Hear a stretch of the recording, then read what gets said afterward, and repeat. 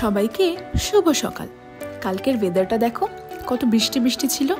তারপর সকাল সকাল বেটুকে স্নান করিয়ে দিয়ে আমিও স্নান সেরে নিলাম ঝটপট। তারপর দেখো ওর খেলু শুরু হয়ে গেল। তারপর আমি একটু রেস্ট করে নিয়ে চলে এলাম নিজের কাজের দিকে। তাহলে দেখা যাক কি কি বানাই আজকে। প্রথমে ঝটপট রান্নার জায়গাটুকু একটু পরিষ্কার করে নিয়ে সবজি কেটে নিলাম। রান্নার প্রিপারেশন করতে করতে এই দেখো আমার বেটুকে ওর যেন দুষ্টুমি শেষই হচ্ছে না। একটু পরপরই রান্নার এখানে এসে আমাকে জিজ্ঞাসা করবে কি বানাচ্ছ, কি করছো। তারপর আজ বানিয়ে নিলাম একটু সজনে শাক, একটু পাতলা করে মসুরের ডাল। ততক্ষণের মধ্যে আমার বেটুরও সেই কাদা শুরু। তারপর ঝটপট খেয়ে নিয়ে বিকেলবেলা বসে গেলাম আয়রন করতে। অনেক দিন ধরে কিছু জামা কাপড়গুলো জমা হয়েছিল। তারপর তাড়াতাড়ি সব কাপড় জামা গুছিয়ে একটু বেটুকে পড়াতে বসে গেলাম।